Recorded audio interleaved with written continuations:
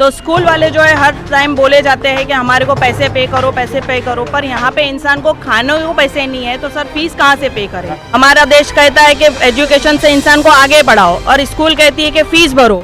पिछले तकरीबन 1-1.5 साल से तकरीबन हर आदमी की कमर टूट चुकी है।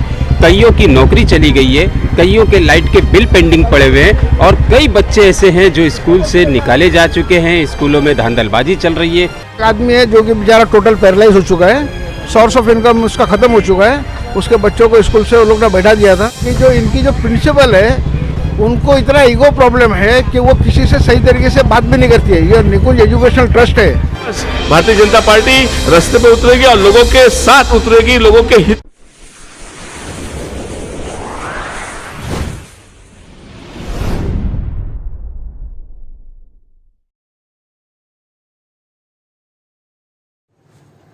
बच्चों पर टूटा स्कूल की तरफ से अन्याय का पहाड़। क्यों? लॉकडाउन खत्म हो गया है, इस वजह से सभी स्कूल लोगों पर अन्याय कर रहे हैं। अन्याय क्या है? जो बच्चे ऑनलाइन पढ़ रहे थे, जो बच्चों के रिजल्ट आए थे, वो कुछ स्कूल वाले ने मना कर दिया है। क्यों मना किया है? क्योंकि आप फीस नहीं भर रहे हो। फीस नहीं भर रहे हो तो आपको ऑनलाइन नहीं पढ़ाई करवाएंगे, आपका रिजल्ट नहीं देंगे। ये क्या है?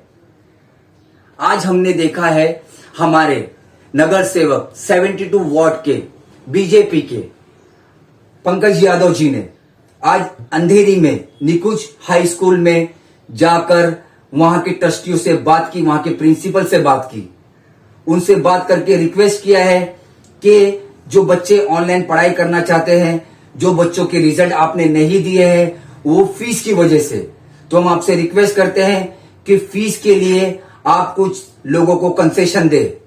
ज्यादा जानकारी के लिए हमारे इकबाल सुरेटिया के पास चलते हैं।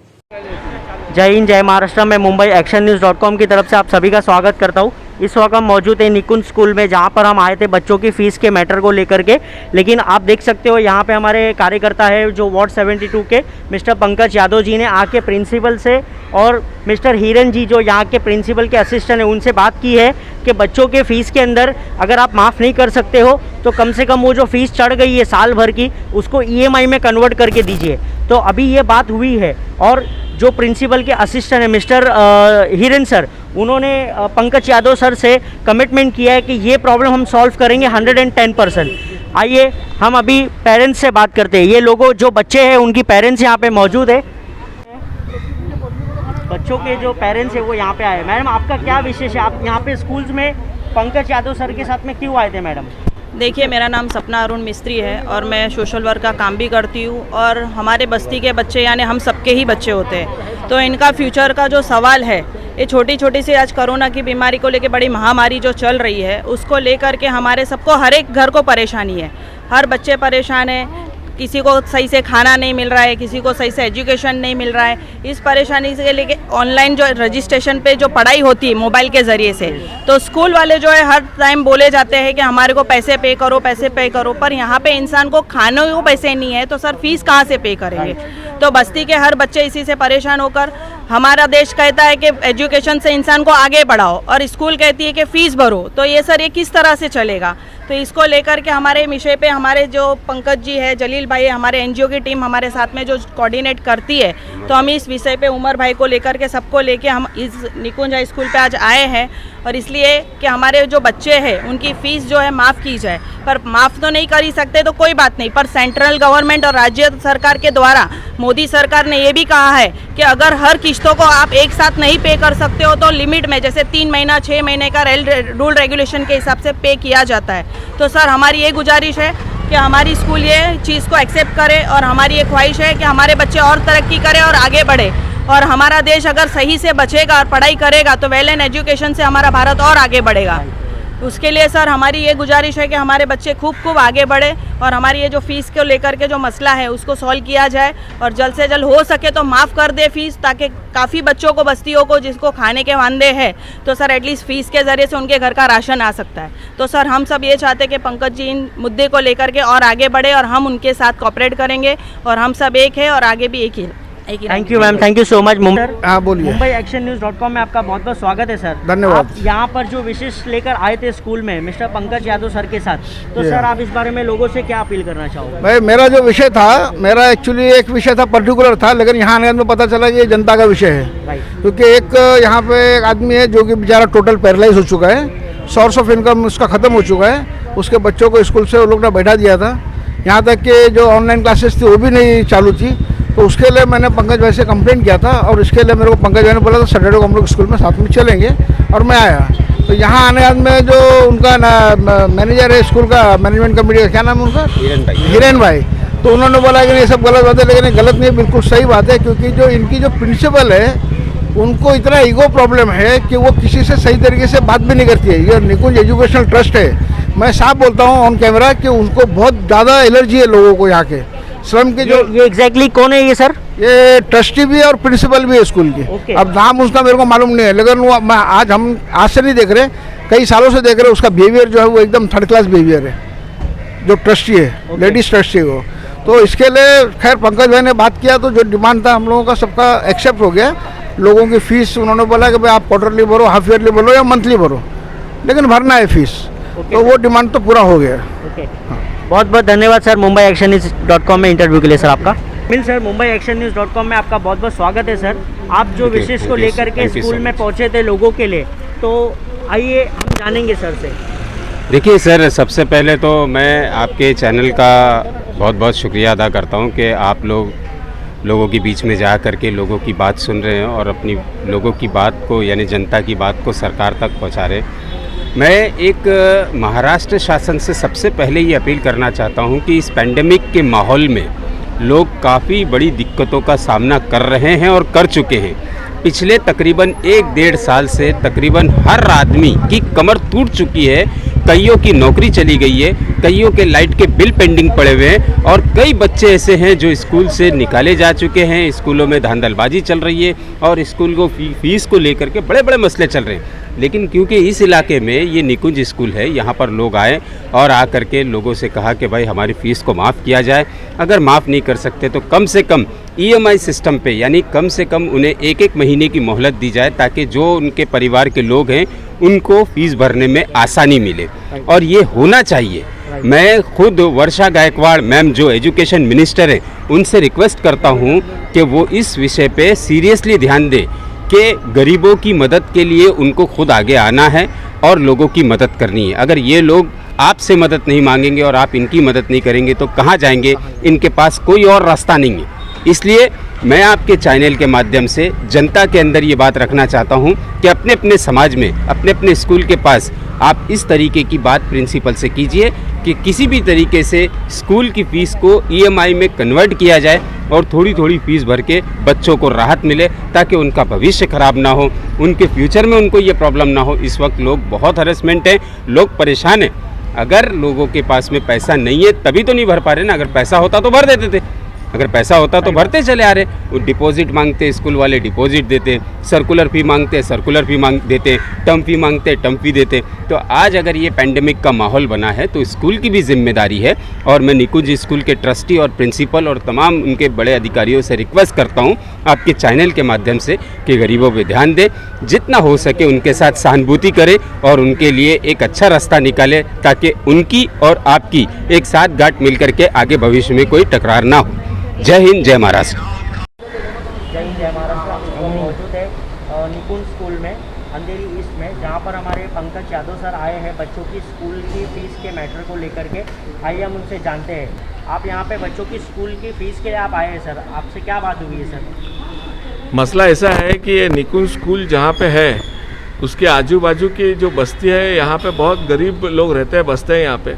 और उनका मसला ऐसा था कि ये स्कूल में फ़ीस वो भर नहीं पा रहे थे और फीस एक साल के एक साथ उन लोग मांग रहे थे मैनेजमेंट। और ये पॉसिबल नहीं था यहाँ के लोगों को, क्योंकि पिछले 1.5 साल से जो कोरोना काल में लोगों की हालत हुई है, लोगों के जॉब चले गए हैं, खाने पीने के वांदे हैं, फीस भरना उनके लिए पॉसिबल नहीं था। ये लोग मेरे पास आए, उन्होंने दरख्वास्त की कि सर आप मैनेजमेंट से बात करके इसको मंथली स्टेजेस में कर दीजिए, एक साथ हमें भरने पॉसिबल नहीं होगा।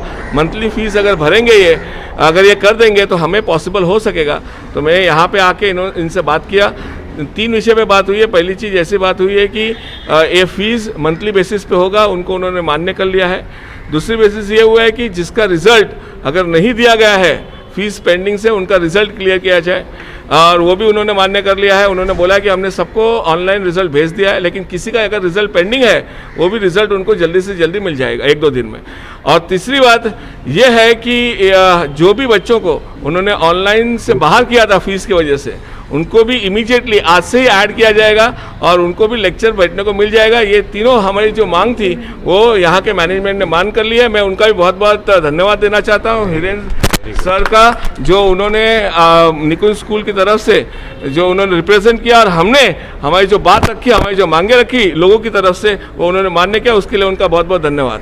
सर, इन केस अगर आप ये बोल के जा रहे हो, इसके बाद अगर नेक्स्ट मंथ में इनके पेरेंट्स को अगर कोई प्रॉब्लम आता है तो उसके लिए आप क्या एक्शन लोगे सर? पहली बात कि मुझे ऐसा नहीं लगता कि ऐसा होगा, क्योंकि हम सब यहाँ पे मौजूद है और उन्होंने हमारी बात मानी है। लेकिन अगर ऐसा कुछ आएगा तो फिर हम फिर से आएंगे और उसके आगे सोचेंगे हमें क्या करना है, क्या रणनीति अपनाई करनी है। As a corporator ward number 72 के तहत जो इस वक्त महामारी से लोग गुजर रहे हैं, इनके लिए आपकी बीजेपी की तरफ से कुछ लोगों के लिए हेल्प का कुछ प्रोविजन किया है आप लोगों ने? कैसा है कि जब ये महामारी है, महामारी कोई भी धर्म, जात पात, कोई पार्टी देख के नहीं आती है, और ये जो महामारी है ये सबसे ऊपर है, सब इंसान को ही है ये महामारी। तो ये हमने इस महामारी के दौरान हमने बहुत सारे उपक्रम किए हैं 1-1.5 साल में, मतलब धान्य वाटप हो, किसको आर्सेनिक टैबलेट्स देना हो, सैनिटाइजेशन करना हो, और किसी की जैसे कि यहाँ पे बहुत लोगों की फीस में रियायत करनी हो, ये सब काम हम लोग कंटिन्यूस कर रहे हैं। कल हमने एक बहुत बड़ा प्रोग्राम लिया था 18 से 44 बरस के बच्चों के लिए वैक्सीनेशन ड्राइव रखा था हमने। ये भी एक बहुत बड़ा सक्सेसफुल हुआ था कल का कार्यक्रम। और ये सब अनेक प्रकार के हम जो लोगों को यूज़ आए ऐसे कार्यक्रम हम लोग कंटिन्यूस ले रहे हैं। इसके अलावा कोई ऐसे एक पर्टिकुलर केस होगी आपके ध्यान में तो वो आप हमारे सामने लाइए, हम जरूर उसका निवारण करेंगे।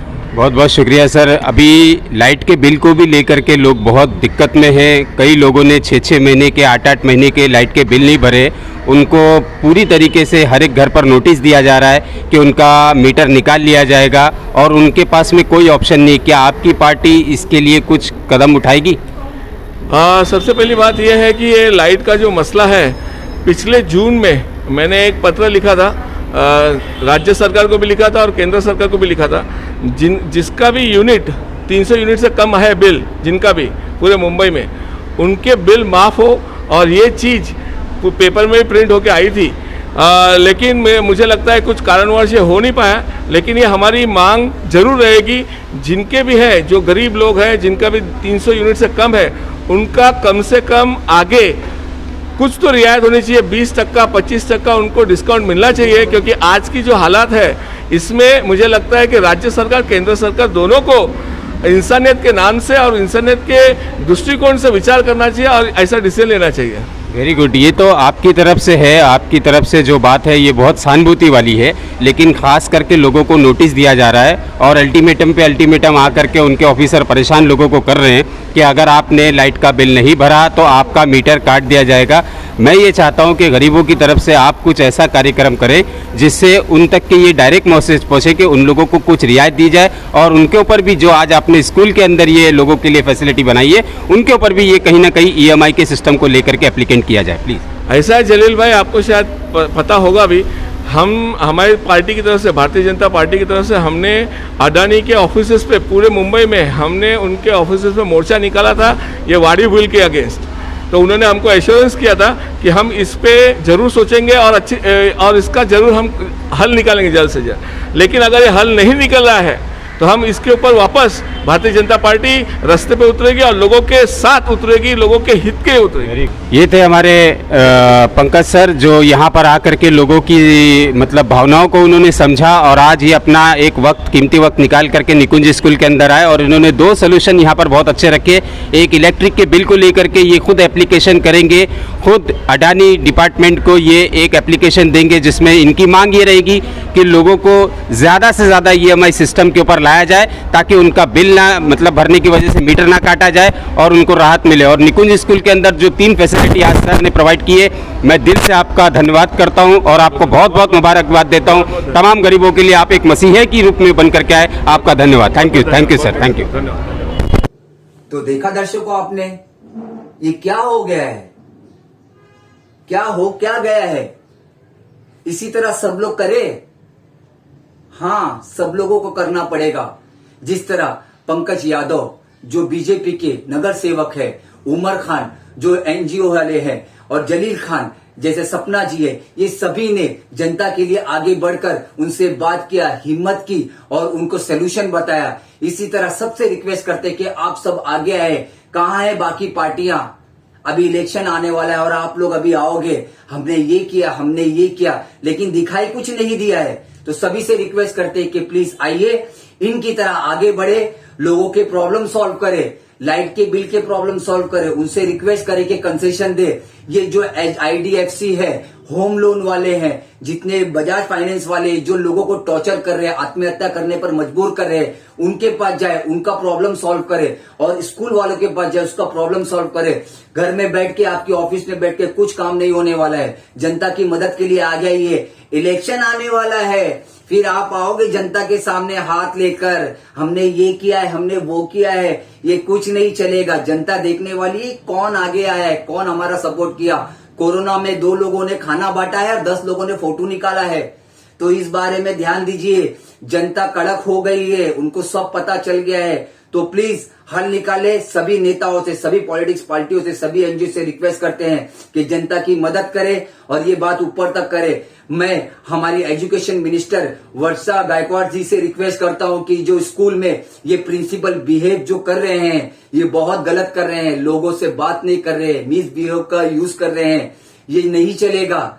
ये हम चाहते हैं कि ये वर्षा गायकवाड़ जो हमारी एजुकेशन मिनिस्टर है, ये कार्रवाई करे ऐसे प्रिंसिपलों पर, ऐसे ट्रस्टियों पर, ऐसे स्टाफ पर जो पेरेंट्स के साथ बदतमीजी से बात कर रहे हैं, उनको मिसबिहेव कर रहे हैं, उनको मिसगाइड कर रहे हैं। ये हमारे बच्चों के करियर खराब करने की बात हो रही है। आप समझ नहीं रहे। ये प्रिंसिपल जो बच्चों के पेरेंट्स से इस तरह बात कर रहे हैं, तो ये बच्चों पर क्या असर पड़ेगा। ये बच्चे हमारे इंडिया का फ्यूचर है, इनके लिए सबको सोचना पड़ेगा। और मैं खास तौर पर हमारे बीजेपी के पंकज यादव का बहुत बहुत धन्यवाद करता हूं कि लोगों के लिए, जनता की मदद के लिए आगे बढ़े हैं। वो जो एनजीओ है, हमारे जलील खान साहब, उमर खान साहब, जो सपना जी है और उनके जितने भी साथी थे, कार्यकर्ता थे, इन्होंने आगे बढ़कर जनता की मदद के लिए आ गया है। तो आप सबको आगे आना पड़ेगा। और मैं हमारे सीएम उद्धव ठाकरे से रिक्वेस्ट करना चाहता हूं कि स्कूल की फीस के बारे में आप कुछ ऑप्शन निकाले।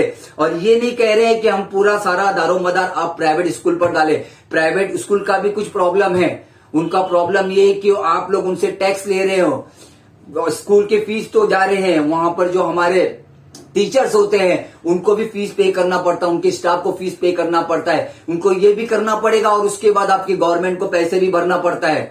उनको भी तो कुछ कंसेशन दीजिए, उनके लिए भी तो कुछ करे। वो भी मजबूर है, जिस तरह आप मजबूर है, तो उनके लिए भी कुछ ऑप्शन निकाले, उनके लिए टैक्स माफ करे, उनके लिए जो आप लोग ले रहे हो, जो टैक्स ले रहे हो, उसे भी माफ करे। जब भी तो जाके प्राइवेट स्कूल वाले ये पेरेंट्स को कंसेशन देंगे, उनके लिए ईएमआई करेंगे। अगर हमारी सरकार ही उनका सपोर्ट नहीं करेगी तो वो हमारे पेरेंट्स के साथ, स्कूल के साथ, जनता के साथ कहां से सपोर्ट करेंगे। मैं MumbaiActionNews.com से आरिफ शेख आप सभी का धन्यवाद करता हूं हमारे वीडियो को देखने के लिए। इसको ज्यादा से ज्यादा वायरल करें। और सभी स्कूल वालों पर हम कहना चाहते हैं कि अगर आप लोगों ने पेरेंट्स को परेशान किया, पेरेंट्स को सताया, तो हम इसी तरह सबके ऊपर एक्शन लेंगे और सबको हम वीडियो वायरल करके हमारी सरकार तक पहुंचाएंगे और आप पे कार्रवाई करवाएंगे। मैं MumbaiActionNews.com से आरिफ शेख। जय हिंद, जय महाराष्ट्र, अलविदा।